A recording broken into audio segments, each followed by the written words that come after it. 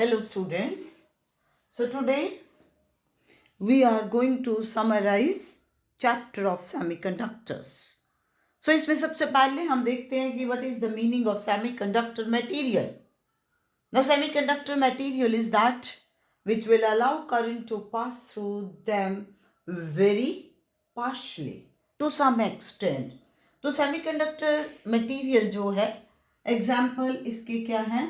Silicon, germanium.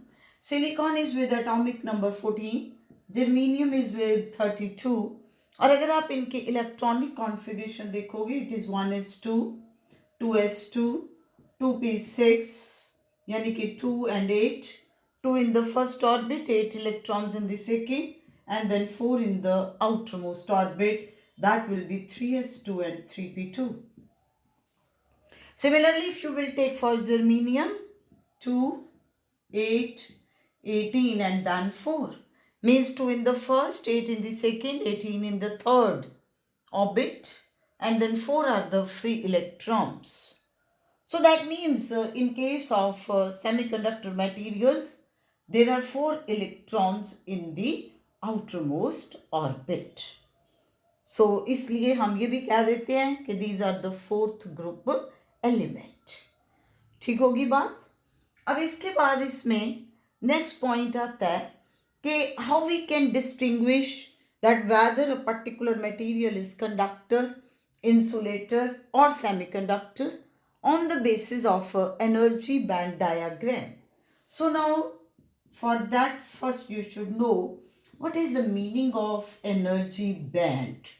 देखिए, if you are considering single atom, let us say you are taking single sodium, you know sodium 11. So 11 means this is the state 1s, 2 electrons, then this is the state 2s2, then this is the state 2p6. क्योंकि इसमें देखो, you know that energy difference between the first level and second level will be the mole, and S and P are the sub levels of the same energy level, इसलिए इनमें energy difference कम होगा. तो ये आ गया 2 and 8, and then there is 1 electron in this. So these are the energy levels of an isolated sodium atom.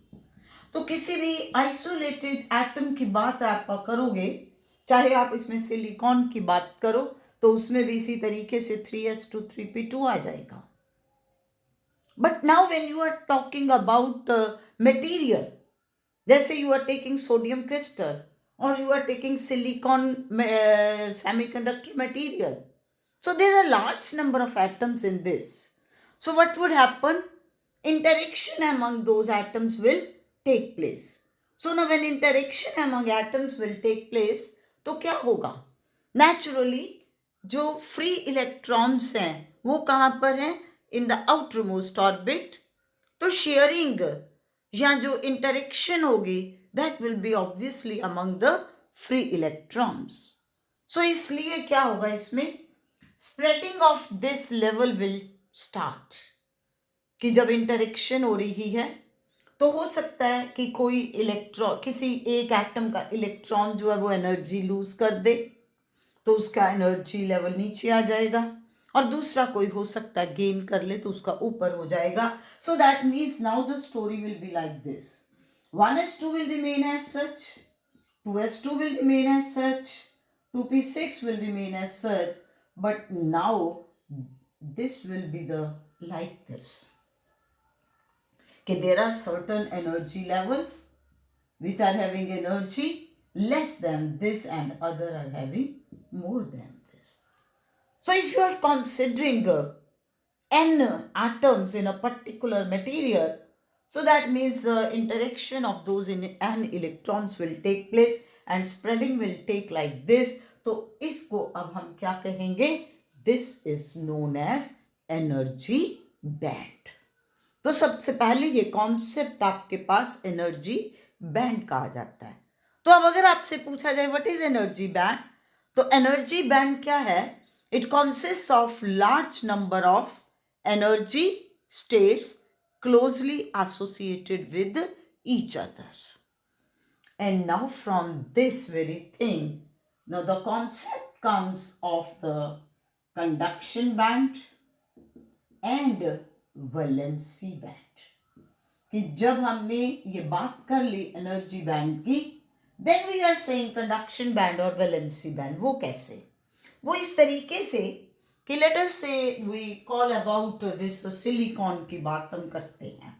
ठीक है, तो when you will talk about silicon, तो आपके पास ये 1s2 स्टेट आ गया, ये आपके पास 2s2 आ गया, ये आपके पास 2p6 आ गया.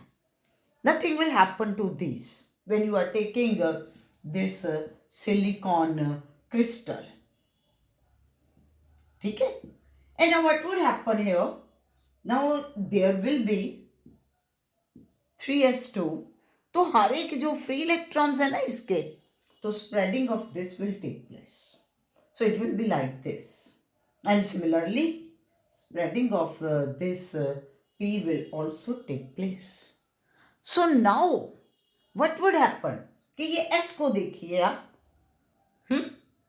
तो these are in the electrons in the outermost orbit, but क्या है ये आपका कंप्लीट है. 2 इलेक्ट्रॉन्स ही S में होते हैं और वो प्रेजेंट भी है, तो इसलिए ये आपके पास क्या बन जाएगा? Valency band. So that means valency band is the energy band corresponding to valence electrons. अब आप देखिए P की बात.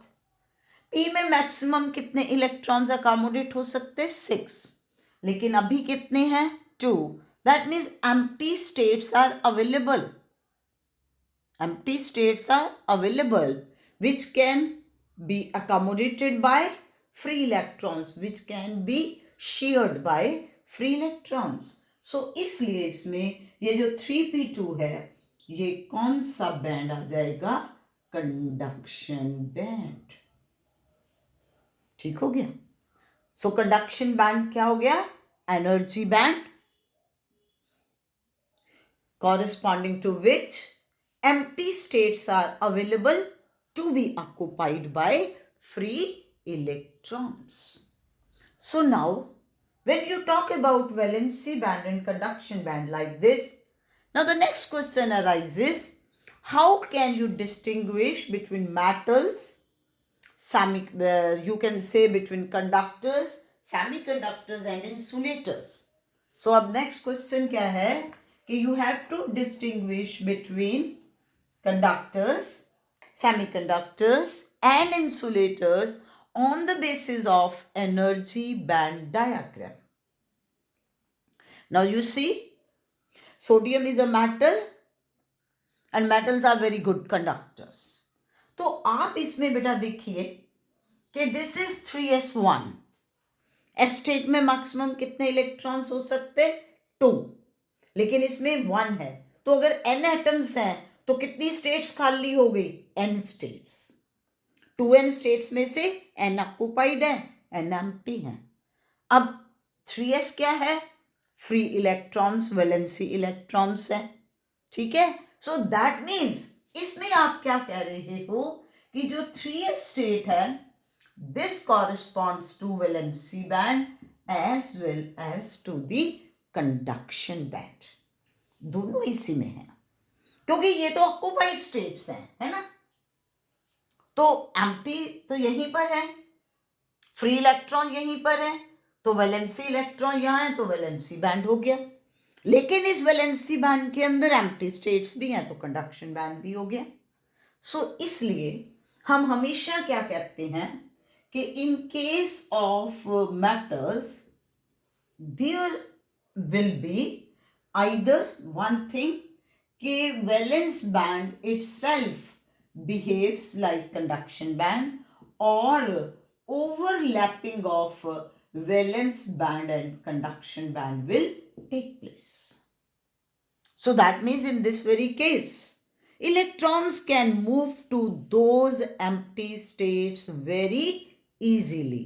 So इसलिए हम क्या कहते हैं कि current can flow through these conductors very, very easily. Now we talk about semiconductors. Now in the semiconductor, this 3s state is the valence band and this 3p state is the conduction band. So there is some energy difference between valency band and conduction band. तो इस state में कोई electrons होंगे नहीं, क्योंकि electron या तो S state में जाएगा या पी में जाएगा. सो दैट मीन्स ये जो स्पेस है इसको हम क्या बोलते हैं? Forbidden energy gap. क्या बोल रहे हैं? Forbidden energy gap, EG. So this forbidden energy gap, which is the energy difference between conduction band and valence band, it is very small in case of semiconductors. This is of the order of, this EG is of the order of 1 electron volt in case of semiconductors. Now if you talk about insulators, insulators कौन से होते हैं? आप अगर electronic configuration की बात करोगे तो इंसुलेटर्स हमारे पास आ जाएंगे जिनका आउटर मोस्ट ऑर्बिट कंप्लीट है. तो आउटर मोस्ट ऑर्बिट कंप्लीट होने का मतलब क्या हो गया? कि इसमें फ्री इलेक्ट्रॉन नहीं है. तो बेटा naturally it will be like this. जैसे अब आप 10 ही बात कर लो, मतलब let us say you are considering this neon, तो आपके पास ये 1s2 आ गया, ठीक है, 2s2 आ गया, 2p6 आ गया. Then this is 3s. Now this state is empty and this state is filled. So in this case the energy difference between conduction band and valency band will be too high. This will be of the order of 6 electron volt. So that means electrons cannot move very easily from valency band to conduction band. इसलिए हम इसमें कहते हैं कि insulators are those materials through which current cannot pass very easily. तो ये तो हमारे पास बेसिक कॉन्सेप्ट आ गया कि जिसमें हमने ये एक्सप्लेन किया कि how we can distinguish between metals, semiconductors and insulators on the basis of energy band diagram. Now the next concept is about intrinsic semiconductors. So now we will talk about intrinsic semiconductor. Intrinsic semiconductor means pure semiconductor, means in this case all the atoms are of either of silicon or of germanium. So इसमें क्या है बेटा? If you consider crystal structure of this intrinsic semiconductor, we want to discuss crystal structure. तो आपको पता है there are large number of atoms. तो अब अगर मेरे पास ये एक सिलिकॉन एटम है तो इसमें कितने इलेक्ट्रॉन्स हैं आउटर मोस्ट ऑर्बिट में? 4. इस तरीके से है ना. There are large number of silicon atom. अब इस वाला ले लो, ऐसे हो जाएगा बेटा, राइट. इधर ले लो, इस तरीके से हो जाएगा. और आपको पता है दिस इज 3 डायमेंशनल. अब यहाँ पर बोर्ड में भी तो ये 2 डायमेंशनल नजर आ रही है, बट अदरवाइज ऊपर नीचे भी है. इट्स लाइक दिस, है ना. और इधर ये ले लो. तो अब आप क्या देख रहे हो बेटा इसमें कि लेटर से अगर मैं इस सिलिकॉन को ले रही हूं तो अब जब आपके पास 3 डायमेंशनल है तो ऑब्वियसली ऊपर से नीचे से each silicon atom is surrounded by 4 silicon atoms. So क्या होगा? It will form covalent bonds with neighbouring 4 silicon atoms. तो अब बताओ कोई फ्री इलेक्ट्रॉन बचा ही नहीं. ये देखो चारों के चारों जो हैं उन्होंने कोवलेंट बॉन्ड फॉर्म कर लिए. So when there is no free electron तो ये क्या बन गया बेटा? This is insulator. तो इसलिए this is very important point क्या है, इंट्रिंसिक सेमीकंडक्टर behaves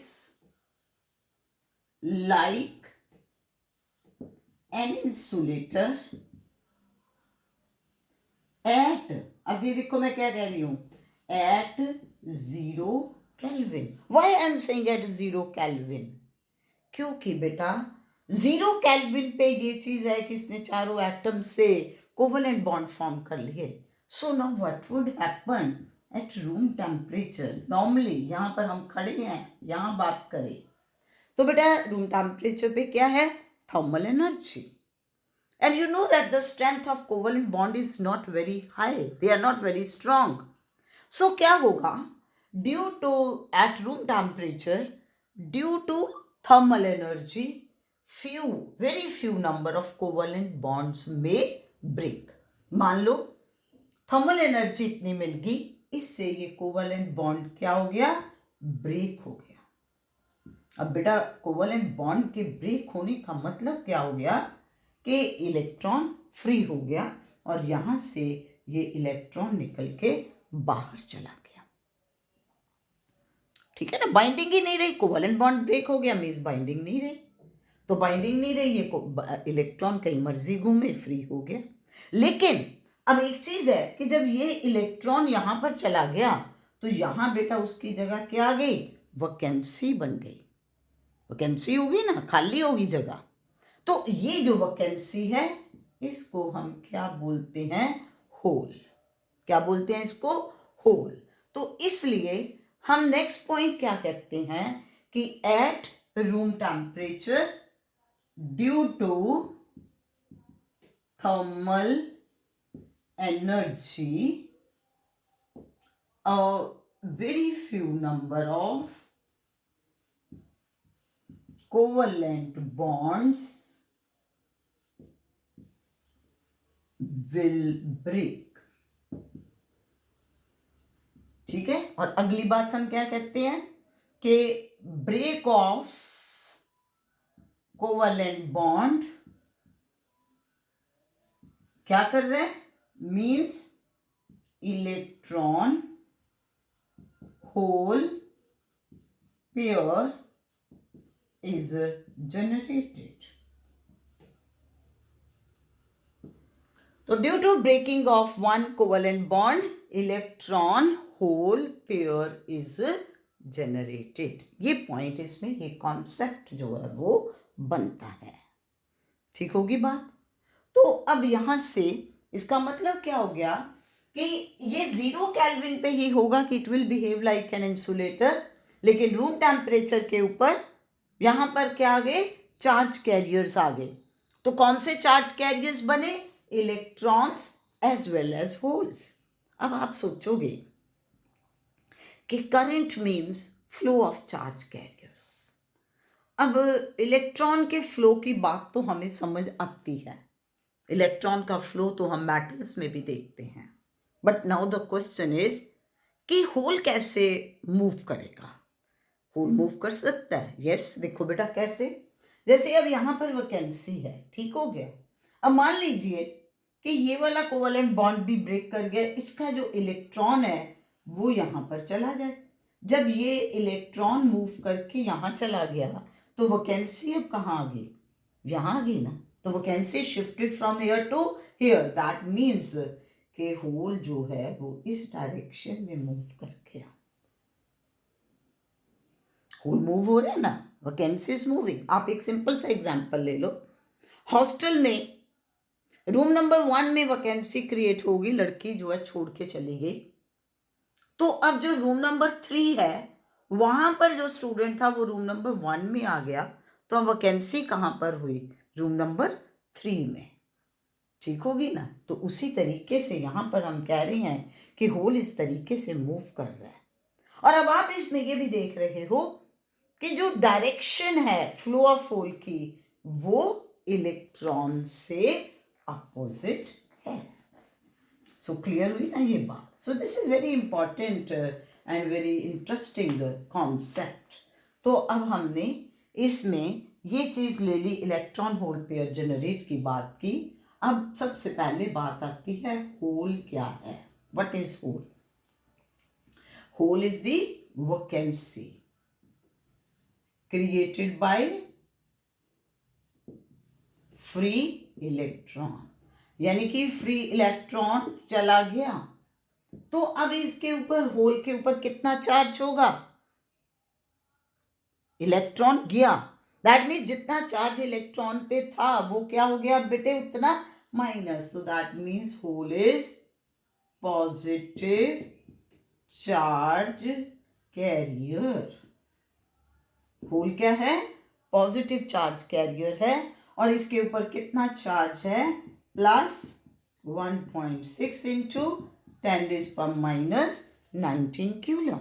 तो charge on the hole will be same in magnitude as that of electron, but its sign will be opposite. तो क्लियर हो गया कि what is the meaning of whole.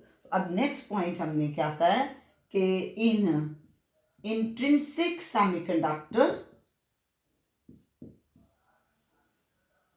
क्या है बेटा? current is due to flow of free electrons and holes, दोनों की वजह से है, दोनों का फ्लो है। सो हमने इसमें कॉन्सेप्ट लिया कि आपके पास क्रिस्टल स्ट्रक्चर क्या है। उस क्रिस्टल स्ट्रक्चर में हमने देखा कि अगर आप 0 केल्विन पे बात करोगे तो हम कह देते हैं कि इट इज इंसुलेटर, लेकिन रूम टेम्परेचर पे कुछ कोवेलेंट बॉन्ड ब्रेक करके इलेक्ट्रॉन होल पेयर जनरेट हो गए जो कि एज चार्ज कैरियर काम करेंगे। Now we will explain it on the basis of energy band diagram, इसी चीज को। तो आप इसमें देखिए कैसे होगा। तो अब इसमें this is your valency band and this is conduction band, ठीक हो गया बेटा? And this is forbidden energy gap. ये अगर आप बात करो जर्मीनियम की, तो जर्मीनियम में ये एनर्जी गैप 0.7 इलेक्ट्रॉन वोल्ट है और सिलिकॉन में ये 1.2 इलेक्ट्रॉन वोल्ट है। मैंने कहा था ना, it's of the order of 1 electron volt, ठीक हो गया? अब इसमें क्या है बेटा? इलेक्ट्रॉन्स कहाँ पर हैं? इस वैलेंसी बैंड के अंदर। कौन से? Free electrons. जो आपके पास ये कौन सी स्टेट है? जैसे मैं आपको एग्जांपल बता रही हूँ कि अगर आप बात सिलिकॉन की कर रहे हो तो ये 3s स्टेट है ना? तो अगर n एटम्स हैं तो इसमें 2n इलेक्ट्रॉन्स फ्री हो गए। यहाँ पर क्या है? वैकेंसीज है, फ्री स्टेट्स। ये 3p स्टेट है ना? तो इसमें 4n स्टेट्स खाली हैं, दो भरे हुए हैं ना। अच्छा, अब क्या है इस चीज को भी बेटे आपने अगर एक्सप्लेन करना, आपको पेपर में क्वेश्चन आ जाना है कि how you can explain that intrinsic semiconductor behaves like an insulator at 0 kelvin. तो 0 केल्विन के ऊपर थर्मल एनर्जी क्या है? 0। सो अब no doubt free states are present in the conduction band and free electrons are present in the valency band, but these electrons cannot jump to the conduction band क्योंकि उनके पास कोई energy ही नहीं है, तो nothing will happen. सो ये free electron यहाँ के यहाँ रहेंगे, एम्प्टी स्टेट्स वहीं रहेंगी, तो मोशन तो होगी नहीं, ठीक है? तो it is behaving like an insulator. लेकिन अब रूम टेम्परेचर पे क्या हुआ? थर्मल एनर्जी आ गई। उस थर्मल एनर्जी की वजह से हो सकता है कि ये इलेक्ट्रॉन जो है जंप करके इस यहाँ पर चला जाए। तो क्या हो गया? इसने जाके स्टेट को ऑक्यूपाई कर लिया और यहाँ पर वैकेंसी क्रिएट हो गई और यहाँ पर अब इसने फ्री इलेक्ट्रॉन इसको कर लिया ऑक्यूपाई, यहाँ वैकेंसी हो गई। तो इस तरीके से अब क्या हुआ? Holes are created in the valency band and free electrons are available in the conduction band. ठीक हो गया ना, एट रूम टेम्परेचर। तो इसलिए याद रखिए कि current is due to flow of free electrons in conduction band and holes in valency band। अब ये याद रखना है, अगर इलेक्ट्रॉन्स वैलेंसी बैंड में पड़े हैं, they are not responsible. Current का फ्लो क्यों है? Due to flow of holes in the valency band and free electrons in the conduction band. अब बच्चे, करंट कब होना है सॉरी, जब ये इलेक्ट्रॉन्स या वैलेंसी बैंड में होल्स मूव करेंगे। और मोशन कब होगी? On application of electric field, on applying electric field. Otherwise अपने आप मूव थोड़े करेंगे बेटा।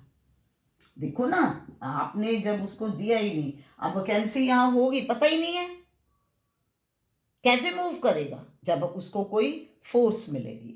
So on applying electric field, जैसे आप मेटल्स में भी तो यही कहते हो कि what is the condition for flow of current when two ends are at the different potential, that means electric field is applied.